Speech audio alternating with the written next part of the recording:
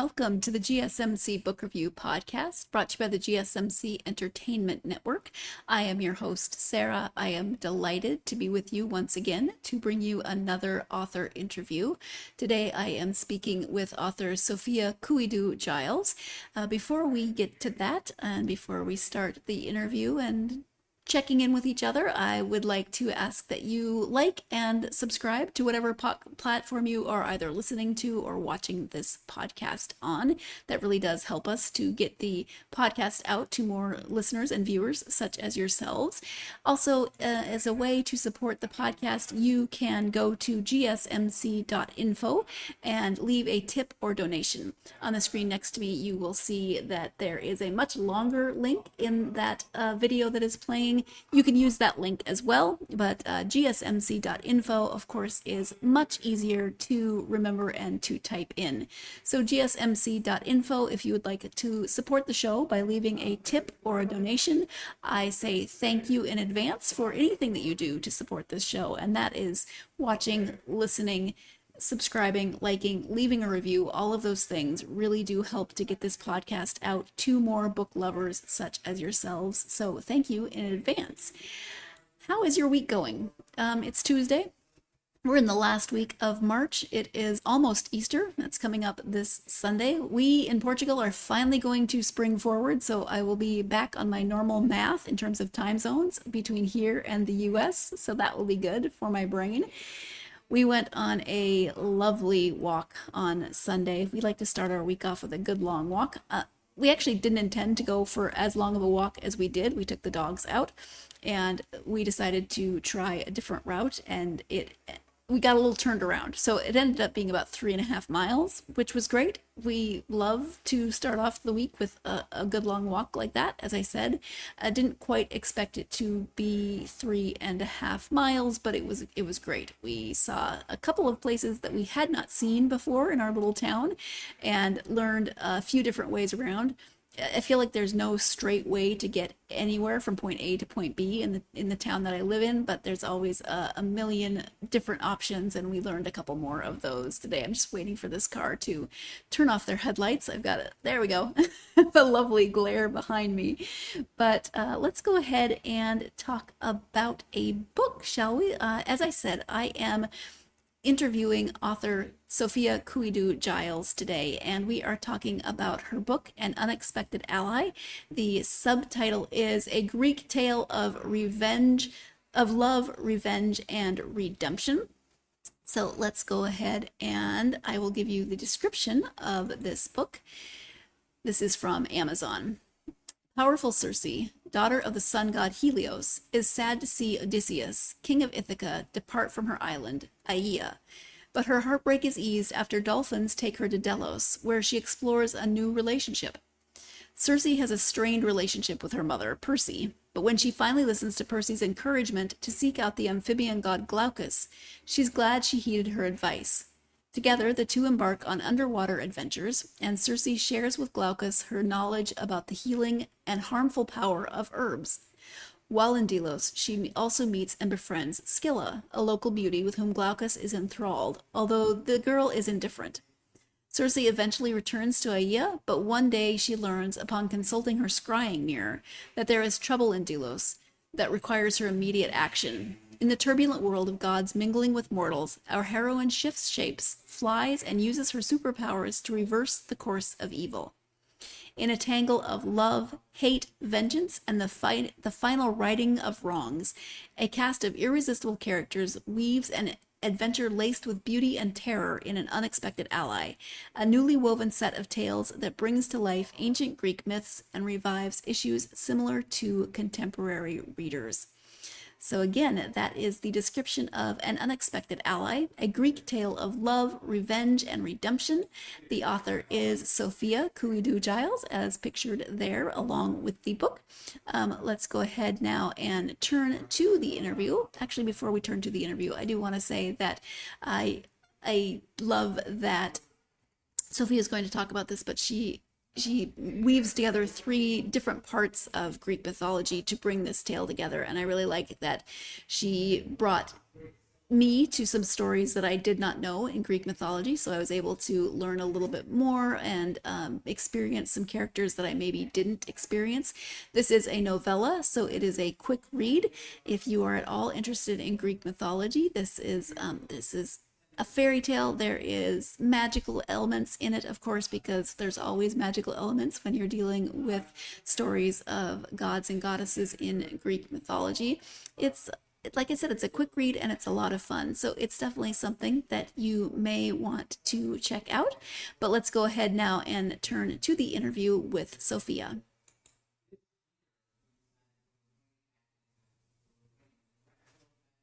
Hold on, bear with me. Once again, I'm saying bear with me because, oh, see, I clicked on the wrong thing. Work in progress. It's the first time I've said it today, but it continues to be true. Work in progress. Hi, Sophia. Welcome to the podcast. Thank you. I'm excited to be here. I'm excited to have you here. Thank you so much. We're going to talk about your new novella. It's called An Unexpected Ally. But before we do that, would you just take a few minutes to share a little bit about yourself so my listeners can get to know you? Oh, sure. Yes. I am Greek in origins. I was born in Thessaloniki, Greece, and, went to school there, elementary, all of that. Did not leave Greece until high school was over. So I've been in the States for college and for my career, family, and so forth. But I'm still a Greek, very Greek, as the title of my book doesn't quite reveal. It's about Circe, a Greek character. Yes. So that's a little bit of connection for me, bridging my origins to where I am. I like fairy tales. I read them to my grandkids. So what can I do? I get kept in that realm of my home. Good. So you came to the US for university? Yes, I And came to the West Coast from the get-go. I studied psychology and social work, so my background promotes observing and figuring things out, and I try to infuse my writing with that. yes. And So, how old were you when you started learning English? I did start in Greece. I started in elementary school, very Okay. simple. When I went to high school, though, I went to one of these international schools where we had a lot of American instructors, which was a wonderful start to make me feel at ease coming to this country because they Yes. talked about it, we spoke, practiced. So I had a leg up when I came. That's good. I mean, And because then living and working here, that was another way to get comfortable with the language and the absolutely. people. Yeah. But it's tricky because it's a completely different alphabet. So I mean, I took Greek in grad school a little bit, ancient Greek, and it's not Ooh. easy. I don't remember No, a lot of it, but um, so the it's not an easy language, so I'm lucky to be born to it. yes, yes, absolutely. Well, as we said, the novella is called An Unexpected Ally. You already mentioned that the main character is Circe. Can you just give an overview of the story? Well, it's Circe, and it starts right out of the way Homer presents her. Homer has Circe living on an island, and it's a stop that a hero of the Trojan War makes on his way back home after the war is over. He stops and lives on her island for about a year. That's how Homer stages it. I pick up from where Odysseus is ready to go home. He is homesick. He's not going to stay there. He has his crew to take home. That's where the book starts. So she knows she will be abandoned in a way. The story links three myths. The story of Circe, much expanded, there's a lot of fantasy and so forth. The story that comes next is Glafkos. Glafkos is another myth that is presented in Ovid. Ovid records that Glafkos was a fisherman on a Greek island, and he was conflicted about fishing because he would watch the fish die. That was not a good experience, so he wanted to find a way to bring them back to life, which he did. He found herbs that he fed the fish, and they came back to life. And the next thing he did is he tasted them. All right, that made him also a different creature, an immortal that no longer had arms and legs. He turned to an amphibian creature. So that is the next myth that got married to Circe's story in this book. And the third myth is the one of Scylla and Charybdis. That one is a story that explains the difficulty sailors had in ancient days and today to cross the Strait of Messina. The Strait of Messina is between the main Italy and the island of Sicily. Mm-hmm. It still is there. It's very narrow and it's challenging. The waters are pretty crazy. So that myth of Scylla and Charybdis explains how difficult it was for sailors to cross it, because Scylla turns out to be a horrible monster that eats sailors. This is the sequence of the plot, weaving and finding, the way to an ending that, believe it or not, is positive. It is time for our first break of this episode. I said at the beginning that I knew a little bit about Circe. I knew a little bit less about Scylla. I'd heard of her, and I'm not sure that if I knew about Glaucus, I don't remember learning about Glaucus. So, like I said, it was really fun to get a little bit more information, or just a little more insight into some of these characters that I knew to varying degrees. But we are going to take that first break of this episode. When we come back, Sophia will be talking about her inspiration. She talked about those three stories as her jumping off point, but a little bit more about her inspiration for this interview, or for this book, excuse me. So stay tuned. You're watching and listening to the GSMC Book Review Podcast, and I will be right back.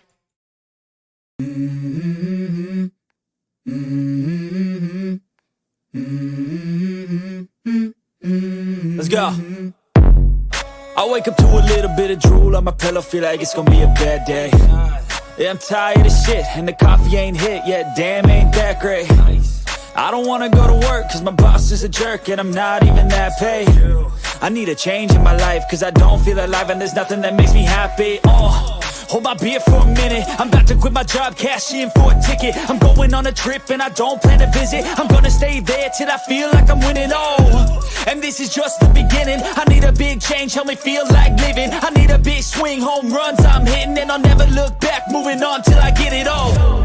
And we all got dreams, we all want things, but what you gonna do for it? How you gonna move for it? What you gonna be? And do you believe you can do anything?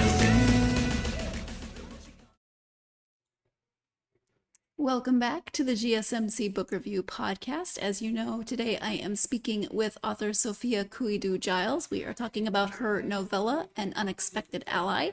Before we get to that, I would like to remind you again of the lovely book cover, but also I would like to remind you about the link that you can use if you would like to donate or tip the show. This helps again, as I said, it really helps to support the show, helps to get the show out to more book lovers such as yourselves. So if you are interested in supporting the show, you can go to gsmcpodcast.info. That is right there in the lower box, gsmcpodcast.info. In the higher box, it has a much longer link. You can use that as well. But as I said, this really does help us to get the podcast out to more listeners and viewers such as yourselves. So thank you in advance for any support that you continue to give us. Now, before the break, we were talking about the 3 stories that Sophia wove together to create this novella, and now we are going to return to the interview and talk more about the jumping off point for this book. So let's return now to the interview. Again, the book is An Unexpected Ally. The author is Sophia Kouidou-Giles. Yeah, so you took 3 different myths and wove them together, which is appropriate since Circe is a weaver. Why did you decide to write the story and to weave those stories together?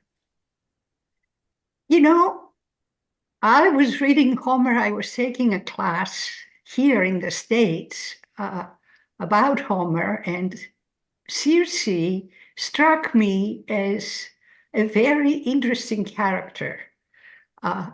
In Homer, because his purpose is to promote the heroes of the Trojan War, she's kind of a secondary character, you know. She's a stop for Odysseus and helps him move on. I wanted to fill out this character, give her her own decision-making and agency. And I wanted to pose some challenges and how she might resolve them. So when I started writing, I didn't know what the next myth was. But Glafkos presented an antithetical character, one that was alluring to begin with, but in the course of the story turns to be a negative presence where revenge, part of the subtitle, crops up. Mm-hmm. So I wanted essentially to deal with how women, contemporary women, fit in a patriarchal world, what challenges they meet, how they resolve them, and give them the power to resolve and move on. And we really do see that with Scylla's character, because she is young and she's beautiful, and Glaucus is in love with her, or thinks he's in love with her, and he decides to just take the choice away from her. And, you know, we don't want to give a lot away, but Circe is trying to find a way to right that wrong. That's right. Yes. That's right.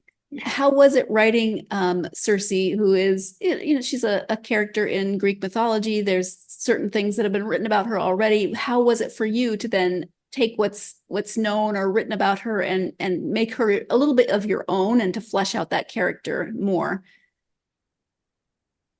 I had to give her more features, if you will, more strengths and more faults, in order to make her more relatable to the psychology of women, if you will.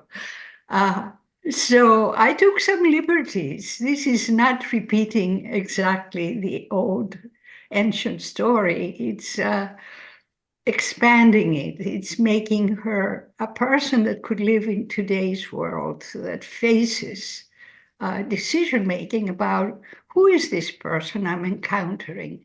Am I making them up in my fantasy, or are they real? And how do I decide who they really are and whether I want to stick around them or not? How do I choose my friends? I run into them. I meet them. I watch them. This is how we all function. So although the characters are very old, the story, I think, is relatable. Yeah. That was what I was attempting. Yeah. Sure, because we encountered those same scenarios today. You know, how do you choose who you are associated with, and what about, you know, and sometimes we're wrong. You know, we make we make poor choices, and Circe Right. doesn't always make the right choices either. Yeah. What about her as the main character do you think will resonate with readers? I think they will find her thoughtful, inventive, decisive as she moves across all the challenges of her everyday life. She lives on an island. She has people that she manages or manage her, vice versa.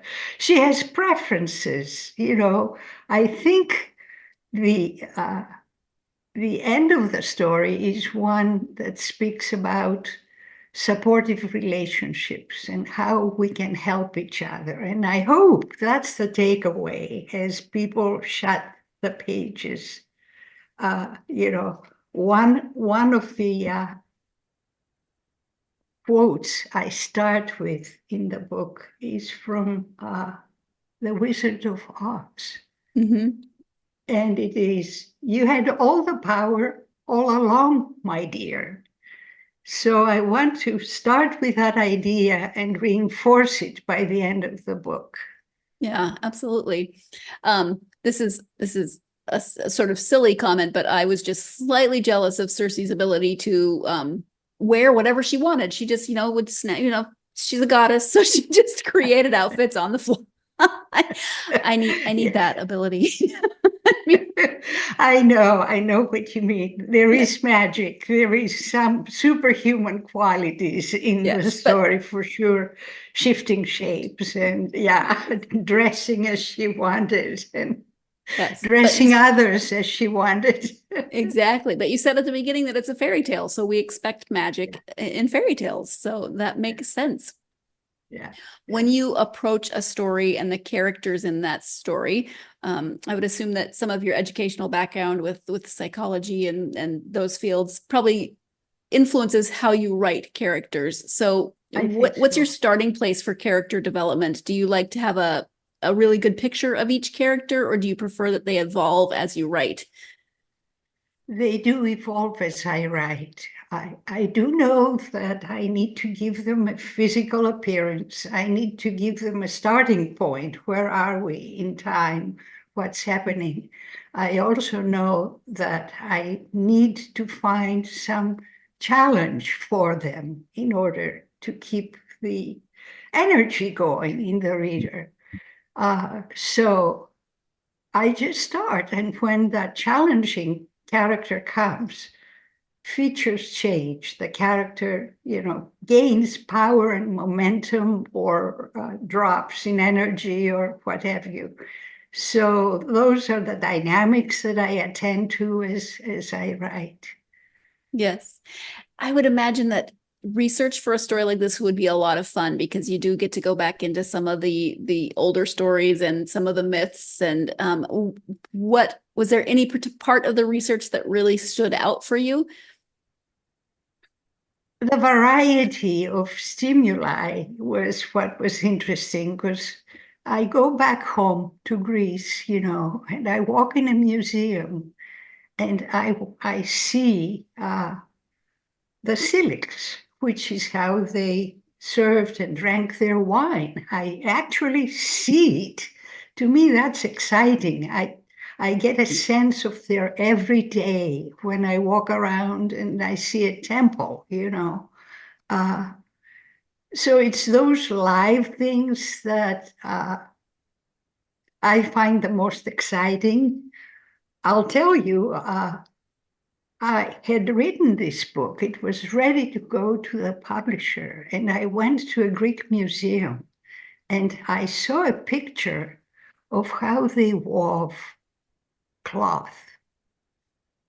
I had it wrong in my book. I had to run straight back and correct it because my image of a loom is the way we know it today. No, not how they did it. Oh, interesting. It almost looks like a harp, with strings hanging down and weighted with rocks on the bottom. and they shoot across. So it was exciting to me to find how it really was in the old days. Yeah, I bet. I've always been fascinated by weaving because of the foresight that you have to know what you want your finished product to look like, and then to set it up appropriately so that when you start weaving, it's going to give you the image that you were picturing. I don't think my brain works like that. Yeah, it's beyond me too. It's amazing though. It really is. It is time for our second break of this episode, but I will say I am genuinely curious about weaving. If there are any people who have any experience with weaving out there, can you drop me a comment? I would love to know how you plan ahead, how you figure out how to set things up so that when you weave, it comes out the way you're picturing it, because I cannot wrap my head around it. And I've actually, many years ago, I remember seeing a demonstration on weaving, but I can't remember. It didn't stick with me. I cannot remember what they said about setting it up. So I need to look that up clearly, because it's not going to keep me up at night. It might, you never know. Weird things keep me up at night, but I am genuinely curious. So I would love to hear from any of you who have experience. Please leave me a comment and let me know about this. We are going to take that second break of this episode. When we come back, we'll be talking a little bit about the research that goes into writing a novella based on Greek mythology and characters from Greek mythology. So stay tuned. You are watching and listening to the GSMC Book Review Podcast, and I will be right back.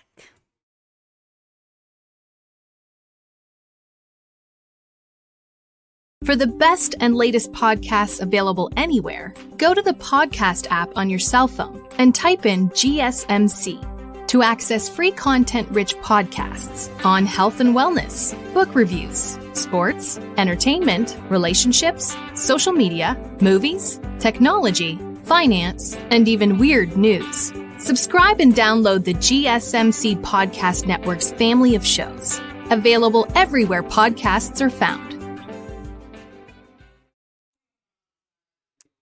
Welcome back to the GSMC Book Review Podcast and my interview with author Sophia Kouidou-Giles. I think I steered you wrong and said we were going to be talking about research. When we came back, we might be talking about research.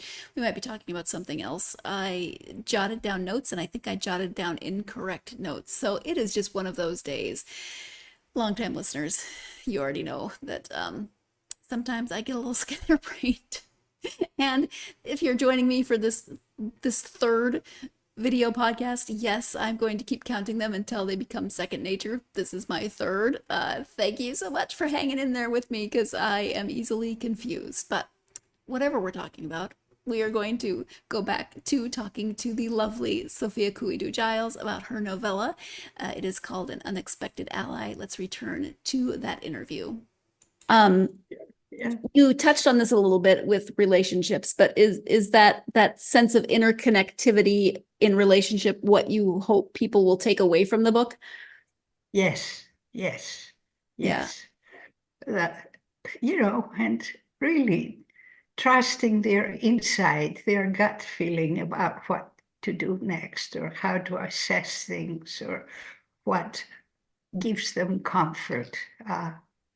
Yeah, definitely. It's a novella, so it's not a full-length novel, but there's still so many different relationships that evolve throughout the story. That I think you did a great job with that, because it's not just Circe, and it's a little bit Circe and Odysseus. It's a little bit Scylla. We see Scylla evolving. We see Circe's relationship with Glaucus, Circe's relationship with her mother. I mean, there's a lot with some of her servants on the island and that relationship. So you really did weave, again, there's that word, weave those relationships throughout the story. I appreciate you tracking that. Thank you. You're welcome. How much of that for you is conscious? Did you want those relationships to evolve, and how much kind of just happened as you were writing? I didn't have an outline. I'm not one of those kinds of writers. I focus on what's going to happen in a chapter. so that there is engagement and movement and some development, something shifts. The characters are not steady, they are not frozen, they evolve, they get stimulated, they respond. So the story keeps building and building and building. And I think that's what our days are like. We walk into our day and we watch what's next and respond and act. So it's Yes. what a book is like too. Yeah. Some days go how you think they're going to go, and some days you're all the way over here when you expected to be over here. So, True. are you working on a new story now? There is a sequel to this that is going to come out in a year, exactly a year, next March. And the sequel is about Percy, who is Circe's mother. Okay. Circe and Percy don't have the best of relationships in this story. But does Circe really know her mother? Yes. So that's what I work on in the next book. Okay, thank you. Do you have a working title for that, or it's called Circle of Peace. Okay. Yeah. All right. Yeah. I like that. And are there any other writings that you've done that you would like to highlight while we're here? I started writing after I retired from my career in social services. And I wrote my first book looking at my own life. It was a memoir. And it's out there. The title is Sophia's Return, Uncovering My Mother's Past. It's a story of a child growing up in Greece and at age 7, seeing her mother disappear from her life because of divorce, essentially. Okay. But, coming abroad and living here in the States, I did not have all the answers about what transpired in the family. So that's what the book is about, going back home and searching and finding out a lot more about that time. Yeah. See, I want to read that now, because whenever I meet authors, I always want to ask them a million questions that aren't related to their books, because you all have full and complete lives, right? And there's only so much time. Yes. And so when you were introducing yourself, I wanted to ask so many questions about growing up in Greece and moving to the Seattle area. I mean, just there's not enough time, but I will look into your memoir. Thank you for sharing that.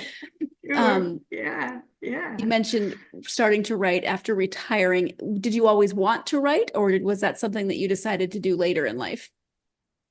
I always wanted to do some writing, this kind of writing, because my work involved a lot of writing, a lot of, case studies and research and policy and what have you. But I had to stop and learn how to write again. This is so different. I had to take classes, join author groups. I had to work with a developmental editor so that I could piece things together in a way that people could follow them.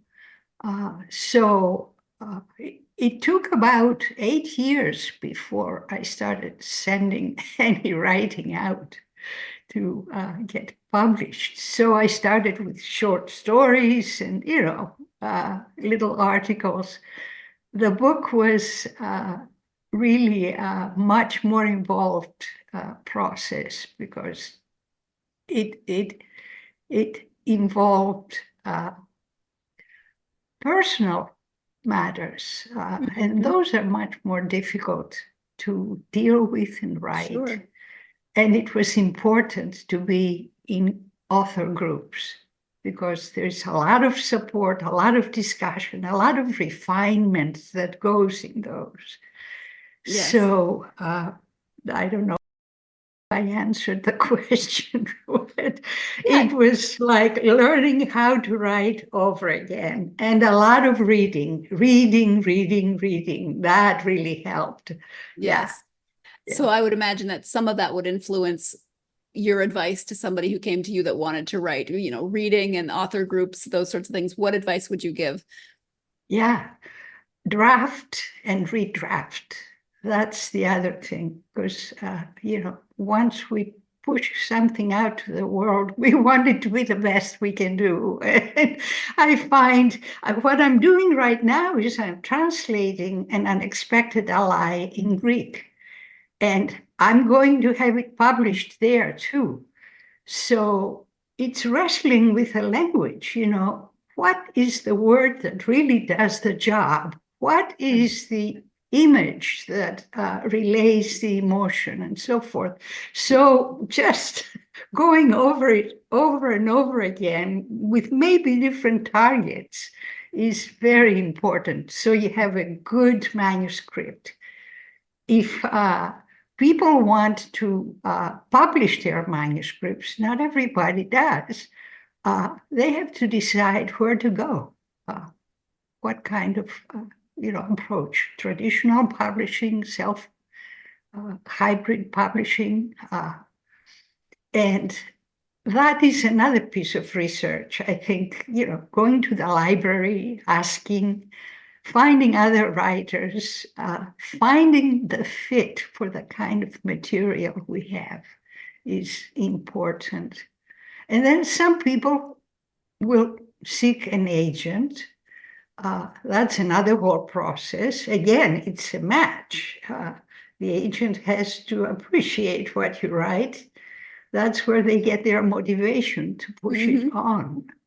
So I think persistence is another element, because as writers, we get a lot of no, thank you, doesn't fit, doesn't work, doesn't this, doesn't that. It's always a fit, and we are shooting in the dark a lot of the time until we find the responsive people. So some ideas about new writers: stick with the group, stay with it, be persistent. It does happen in the end. Yeah. I would imagine having a group who understands that need to be persistent would also be helpful, because it has to be frustrating. The no's have to wear on you after a while. That's true. That's true. Yeah. As we go into our final break of this episode, whenever I talk to authors and they talk about being persistent, developing a thick skin, I know how many no's there are in this. And it's one of the things that I think, oof, could I do this if I decided that, yes, I was going to write? I don't know if I could take the rejection. So authors, you're amazing. The way that you keep pushing through, you keep writing, you keep doing what you love, and bringing us books that you then finally get that yes for. You find the right fit, as Sophia was saying. So we are going to take our last break of this episode. When we come back, we will be talking about what Sophia likes to read when she takes time to read for herself. Stay tuned. You're listening and watching the GSMC Book Review Podcast, and I will be right back.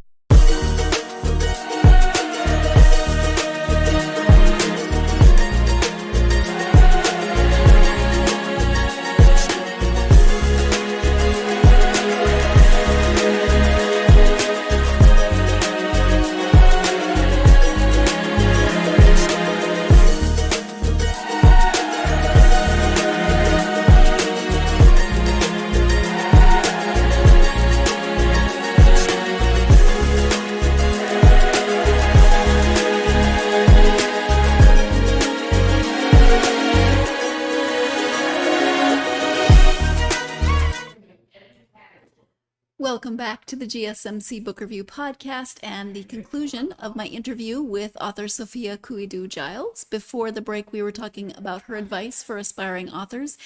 Be persistent. For me, that means have a thick skin and just keep pushing forward. We are now going to talk about what she likes to read in her spare time when she takes time to read just for her. So let's go ahead and return now to that interview. When you take the time to read, what just for you, what are some of your favorite authors and some of your favorite genres? I read a lot of this magical stuff, fantasy magical stuff. So I like, let's see, Hayes. I can't think of her first name right now. Madeline Miller and her Circe is a wonderful book. Natalie Hayes is another British author that does a number of books that use ancient Greek characters. Helen Barker is another one that dealt with the Trojan War. And there's more British authors that engage in that kind of genre.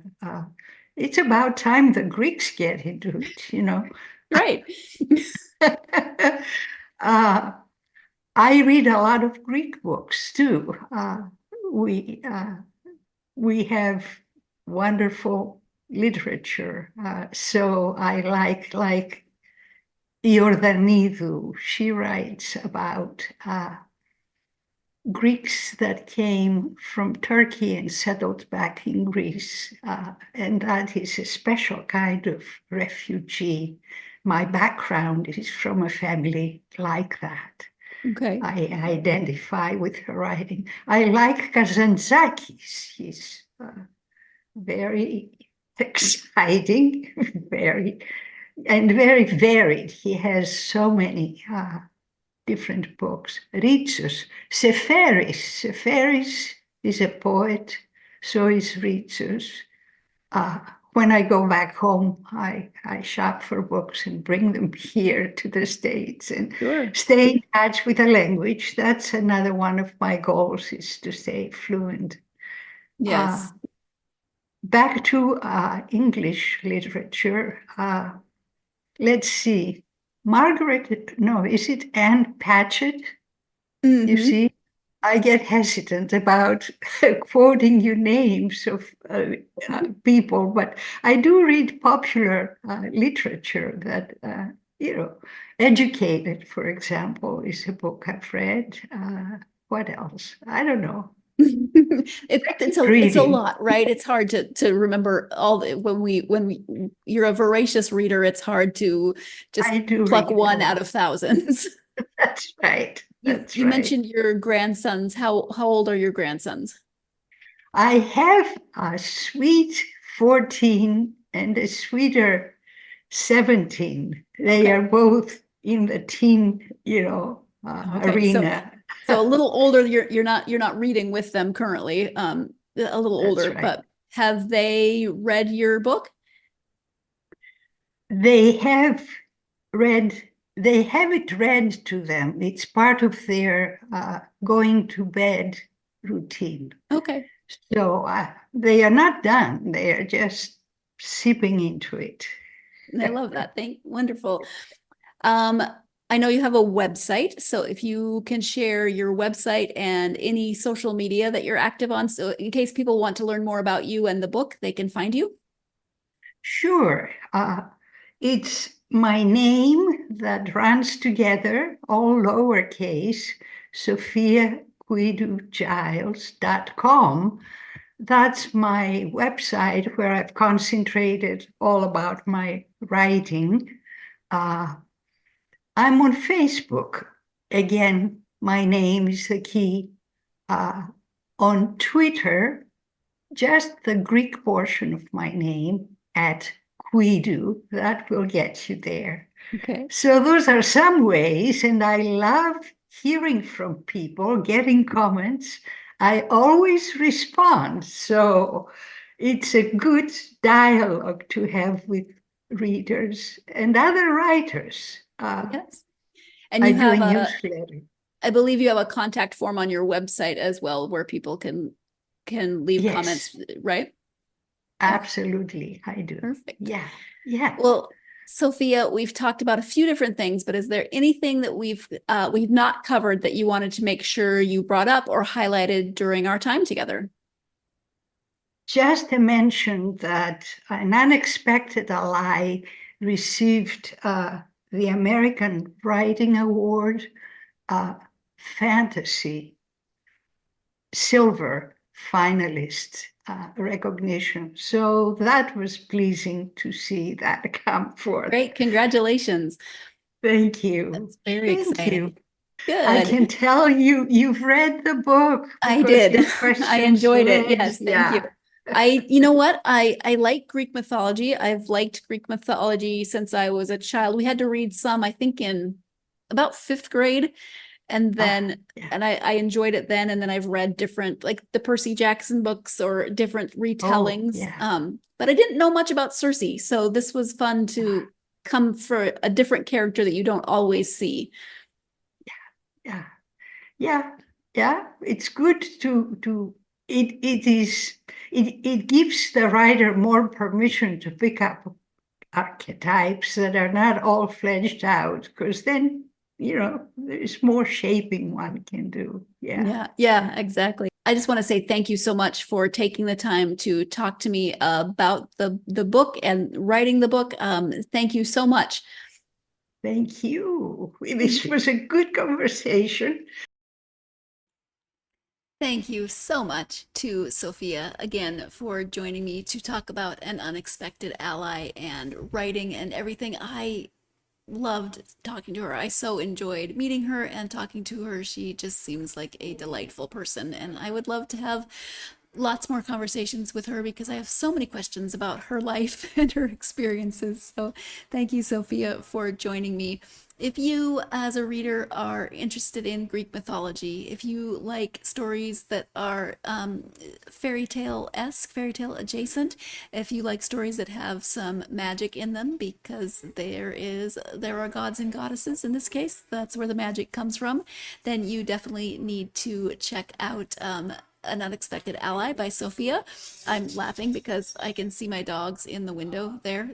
I think they need to go out, which I will be doing shortly, but they are wandering around. If you can hear them shaking their collar, I apologize. But I so enjoyed speaking to Sophia, and this book really does have so many different layers of relationships, and those relationships grow and evolve and change, and I appreciated the relationship with Circe and her mother and how that changed because it was different by the time it ended. We had a different experience. They had a different experience of each other. And again, we don't want to give too much away, but I just appreciated the different layers and the complexities of the relationship within this book. So if this is something that you are interested in, you should definitely check it out. When we come back next time for the next episode, I hope you will join me. I will be speaking to author, let me see if I can get that image right here. I will be speaking with author Katrina Kittle about her book, Mourning in This Broken World. This book takes place, starts in March of 2020. What were we doing in March of 2020? Well, that was the beginning of the pandemic. So this book takes place during COVID, and there's a lot going on in this book. So I'm really looking forward to talking to Katrina. Again, that book, as you see next to me, is Mourning in This Broken World. So please join me for that episode. When you take the time to read, what just for you, what are some of your favorite authors and some of your favorite genres? Give me just a second. I read a lot of this magical stuff, fantasy magical stuff. So I like, let's see, Hayes. There. I apologize if you probably couldn't hear anything. Again, what do we keep saying? You're going to start making it into a drinking game. It's a work in progress. I'm trying. I am learning as I go, and I am trying, and I thank you so much for your patience.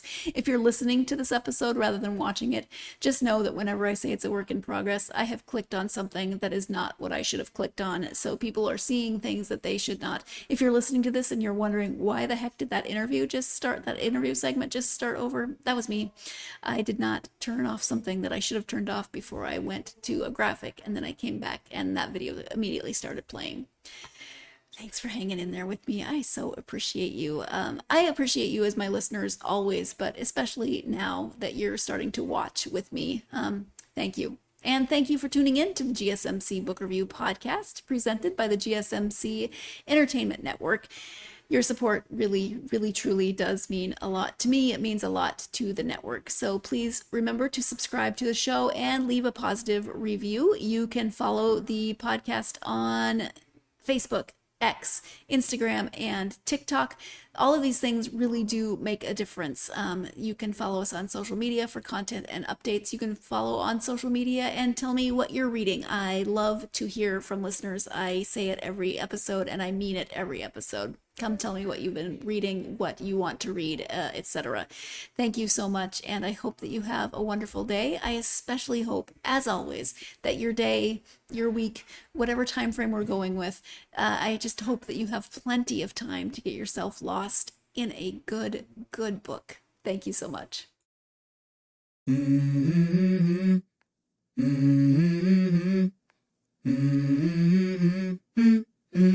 Let's go. I wake up to a little bit of drool on my pillow, feel like it's gonna be a bad day. Yeah, I'm tired of shit, and the coffee ain't hit yet, damn, ain't that great. I don't wanna go to